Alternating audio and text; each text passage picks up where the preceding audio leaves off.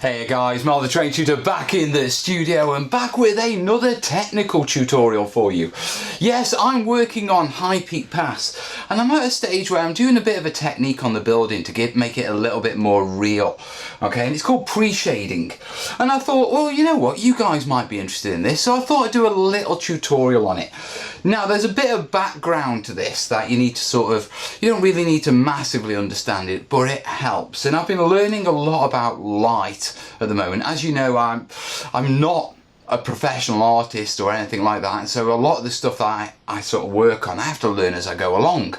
And so I've been learning a lot about light recently, and specifically daylight. Now, when it comes to daylight, there's three actual sources of light. There's sunlight. Now, sunlight will give you a strong, yellowy, warm, light, which will produce harsh shadows. I don't particularly want this for this, and I don't think it'd be that sunny where it is. After that, you've got this situation called skylight. Now, skylight, if it's a blue day, it will produce an even, soft blue light. Okay, it won't give you those hard, sharp angles, hard, sharp shadows that daylight does. Or if it's an overcast day, you'll get more of a greyish light. Okay, which an overcast grey sort of fits High Peak Pass rather well. Now, the third type of light is reflected light. And this is where light comes down, hits a wall and then reflects off. And that can be quite diffuse, but the colour of the light is often tied into the colour of the surface it's reflecting off. So if the light is reflecting off a blue wall, it will give a bluish shadow. Okay, now in the case of this, what I've got is an interesting one. I don't want sunlight, so I don't need the harsh direct shadows, which is good because I also don't need to worry about direction. Okay, sunlight is directional, whereas skylight, it's a nice even light from all over the sky sort of thing. But the reflected light, if this is going to be a snow piece, then that would reflect a lot of light. And I don't want that because that'll lighten it up. I want it quite dark and gloomy. So I'm taking it as a really dark, cloudy sort of day. Yeah.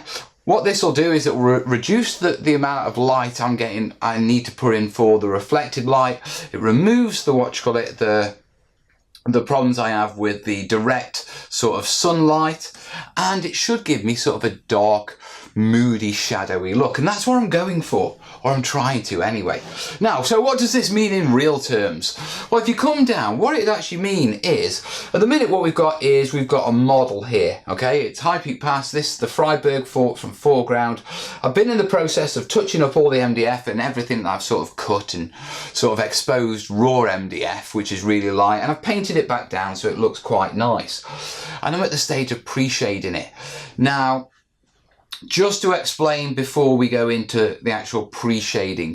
Pre-shading is a technique that's sort of come across from the diorama and the model makers. And the idea is, when we typically prime stuff, we prime it in one colour. What they do is they prime it in a neutral grey. And then what they'll do is they'll use white and they'll use black. And they'll put black in the shadows, they'll put white on the highlight. And then when they put an even colour over it, that undercoat there, the black and the white, that will create a natural highlight. And you can do this with MDF buildings.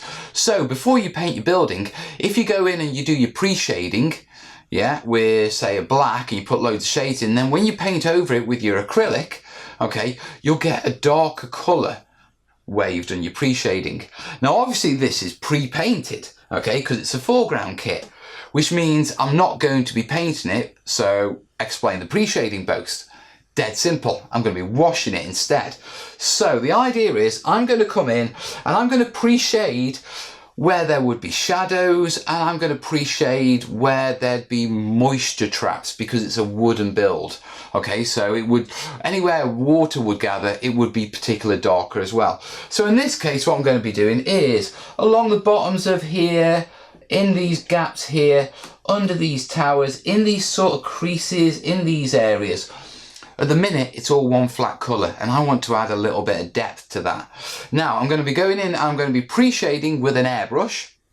There is a technique for doing it with a brush, but you need to do it, if the building's unpainted, you can stipple on your pre-shade with no problems at all and then paint over it. If the building is painted, then what you need to do is basically you've got to do this stippling technique, then apply the wash at the same time, yeah, or immediately after, before the stippling dries. So to achieve that, I'm going to demonstrate that tomorrow, yeah, which is when I'll be washing this. But today, yeah, because I'm going to be washing it and I'm going to be using the airbrush, I can go in with the airbrush and let that dry because that'll get blended out by the actual wash. The reason it's slightly different is an airbrush will give you a nice gradual tone. If we go in with the stippling, it won't be gradual, so we need the wash to soften it and blend it in, and that'll only happen before that paint cures. Yeah, whereas with the airbrush, I can let that cure and then go over it with a wash the next day and it'll be fine.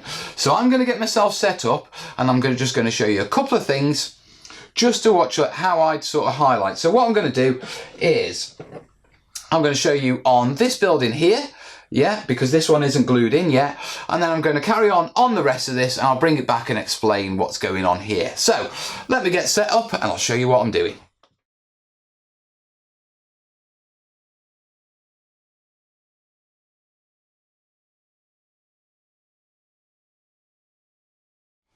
So I've got my building here and it's quite intuitive as to where you'd shade. With a wooden building, you want to shade anywhere where the water gathers or anywhere that is in the shade. So for example, we've got this overhang here, okay, of this roof. So if we take that off, yeah, all I'm going to do is dead simple, yeah, I'm just going to give it a coat all the way around.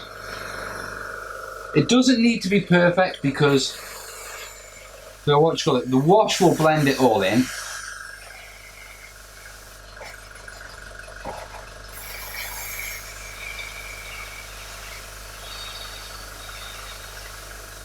Yeah, but if I do it like that, immediately you can see where the shade's starting to come in. Another point would be along here. So very quickly,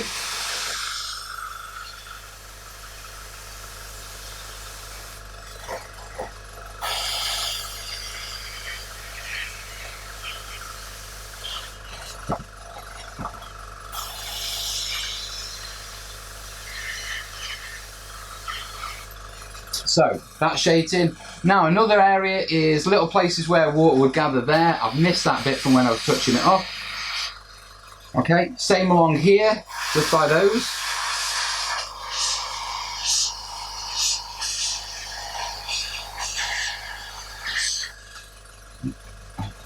Clean those off. Yeah. Another ones that are quite common is if I just lift that off. Okay, and if we bring that up like there, do you see these corners and under here?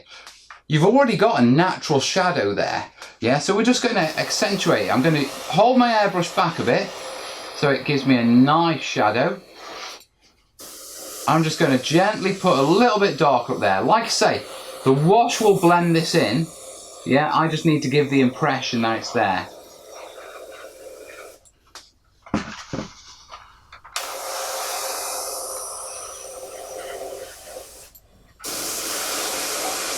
Another places are in these creases here, in between here, that would be a shade trap. So just come down and darken that up.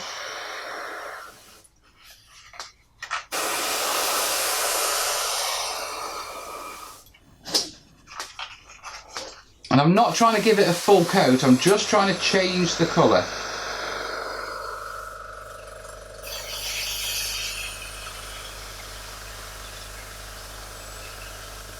Yeah, same on the inside of here where you've got this sort of sharp edge. So if I show you on here, all I'm going to do is just come down on the inside, highlight the top of there, down that side,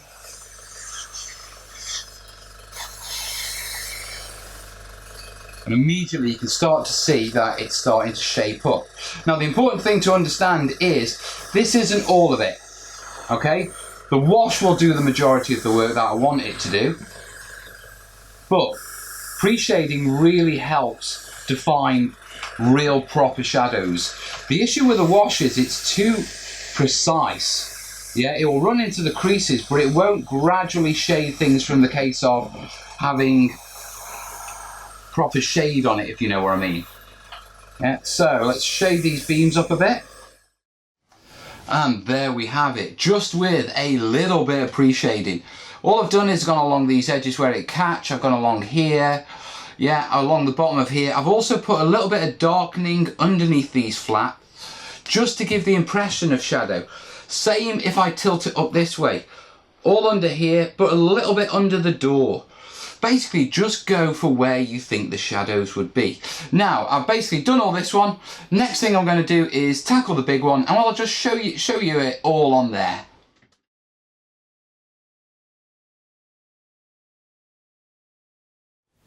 So that's the foundation of the pre-shading done, and if you come on down, yeah, you can sort of see on the entire kit how much it's changed it. It's drastically changed it. In fact, here's a before and after photo.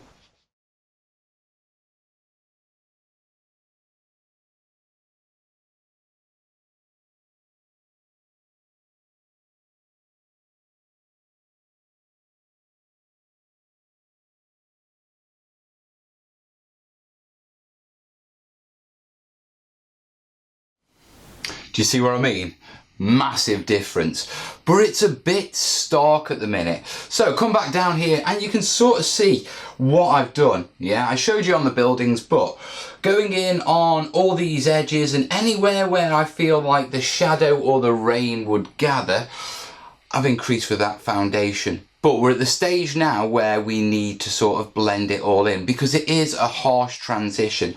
Now, as I said, I'm doing it on a painted piece, so this is why I'm doing it with the pre-shade sort of and the wash. I'll show you what to do on MDF kits, and I'll show you the stippling technique after we've covered this. Right, so what I'm going to do is very quickly, yeah, grab this. I'll set up, back in a second. So we've got our major tower here, and I'm going to demonstrate the technique just on this roof bit. Yeah, so slide that across there. So we've got the roof bit. What I've got here is I've got a mixture of my core paint, yeah, a little bit of high quality H2O, water, just general tap water, and a bit of flow aid. Yeah, and just to show you how they all sort of work and mix, if I throw that in there, you've got the paint there. Yeah, we throw some water on it. You get that so you can see it. Yeah, and then if you throw a little bit of flow aid in there, that'll make it all separate. You can see it separating there. You only need a little bit. Yeah, and what I'm going to do is just work it round. And you can tell you've got it right, because when you look at your brush, if you can't see actual paint spots, you've got it right. If it just looks like darker, you've got it right. So all I'm going to do, now I've got my flow aid in, is just brush it on. And it's a shotgun wash, so it's going to go everywhere. Okay, I'm not trying to put it any particular place, I just want to get the entire thing covered. Okay, and what will happen is the flow aid will encourage that wash to go everywhere where I've put the sort of shadows and gather. Okay, and what we'll end up with is a much better blend. Okay, so let me bring this back once I've finished washing it all up. I've washed everything up and it's just drying at the moment. So while it's drying and I've got the wash out, let me show you this stippling technique for those of you who don't have airbrushes. Okay, so what we got here is we've just got a bit of the roof. Okay, and all I've got is I've got a bit of the standard brown. Yeah, that I started to do, I airbrushed in, and I've got it on a brush. And what I'm going to do is I'm going to stipple. Yeah. I'm just going to rub it in just round here. Now the reason stippling doesn't work on its own, yeah, is if you come along, sort of see, it's not really graduated, is it? Okay, now the benefit of doing the stippling and the wash thing is while the stippling's still wet, it's like extra pigment in the area that you need it. So if you come along with a brush, yeah, with your wash on, and you apply the wash, what the wash will do is it will soften those hard bits with a little bit of prodding. Yeah, but increase the shadow right where it is and it'll blend it in. So if I bring that up, yeah, that stippling's disappeared now, but you can still see the shade. If you leave it a little while longer, those pigments tend to, tend to soften a little bit more, and you can just go along and just very gently just polish the edges. Yeah, just to get rid of like the harshness. and it turns out absolutely beautiful. And that's the technique for for using the stippling. The stippling is just about putting a moderate amount of your actual paint, your wet pigment, and before it actually wets, getting your wash onto it so the wash can reactivate and it can sort of darken the wash in that area. Yeah, it's a little bit of a trick, and you've literally got to go and, you know, stippling brush, stipple paint, wash solution, do the next bit, do the next bit, and keep moving. But it works, okay? And you can do it, and it doesn't take that long, to be truthful. It's just as quick as using an airbrush. So if you don't have an airbrush, please don't think you can't use these techniques, guys, because you can. Now, the final thing is, right, Bosicle, you've been showing us on painted buildings. What about unpainted unpainted MDF PDF? Yeah, well, let me let this dry a bit. I'll get a building and I'll talk you through the techniques of what you do on an unpainted building to achieve these sort of effects, because it's slightly different, okay, but follows the same principles. But anyway, let's let these dry a little.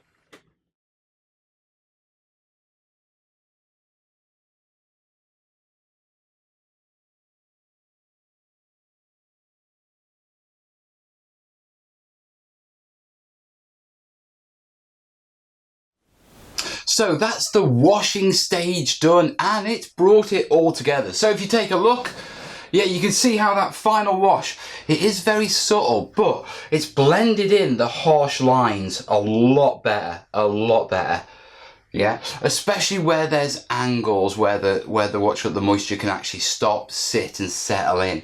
Okay, in the case of the long straights, yeah, it's a little less subtle, so you have to go in with a little bit more paint to get the darkening effect on that.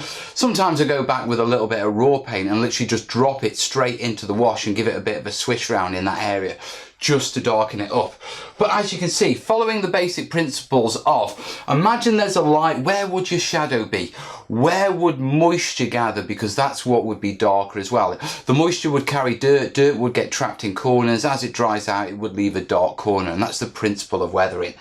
Okay, so this was the pre-shade technique, the idea of going in and putting in shading and then blending it in with a wash to develop a more 3D look, a more in-depth look with the lighting, yeah, on your buildings. Now obviously this is a painted kit, so I've shown you techniques for airbrush and a wash, and the technique very quickly for stippling and a wash.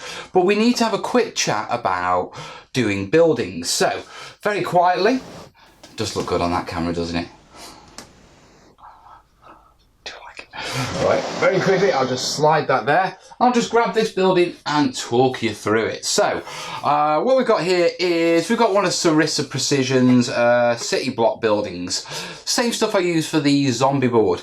Now, in the case of raw MDF, the best thing you'd use, best paint for using on this is either rattle can, spray primer, or paint through an airbrush. If you try and brush it on, the MDF soaks up the moisture from the paint. It's a nightmare job. So you're better off going with something that doesn't use water as its sort of solvent. So an airbrush, it does use water as its solvent, but there's a lot less water content and it tends to dry out as it goes down, so it goes down better.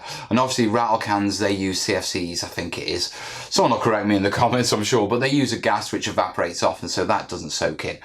But let's say you've got this building. What would you do with it? Well, what I do with it is I get a rattle can, yeah, if I wasn't using my airbrush, and I'd spray along the bottom, all the way around, okay? And I'd spray in a specific way that I wasn't spraying at the building, but past the building, so I sort of catch it. If you spray past the building, a bit like when we did the smoke damage, you get a more feathered effect. Okay, and that's what we're after. So I go along the bottom with a black, and then when it comes to the top, all I do is I come in with a white and I just highlight from the top, sort of probably about 30 degrees off the vertical. And what that'll do is it'll catch all the raised areas and put a little bit of white on there, which will highlight it up. Then when you come in with your base coat, as long as you don't absolutely hammer it and put a monstrously thick base coat down, that shading underneath, yeah, the dark and the light will come through and it will naturally shade those colours for you. Yeah, really easy to do, really simple. So guys, that's the pre-shading technique. Like I say, I hadn't actually planned this video as such, but as I was doing it, it just seemed logical to share it with you. So, as always, yeah, like it, share it, all all those sort of things. If you've got any sort of anything to add to this, get it in the comments. If you've got any questions, get them in the comments. I'm here to help you guys. And as always, if you really do like these videos, remember, you can support their production and this channel and little old me in this studio by either clicking down below on the Patreon links, or, you know, if you want a one-off, there's the PayPal and the Amazon wish list if you like get something for the studio. And if you like more videos, then please consider Patreon. Links will be on the screen. Yeah, there'll be more videos on washing techniques and this project no doubt on the screen as well. So enjoy your viewing, guys, and I'll see you in the next video really soon. All the best, yeah? Ta-da.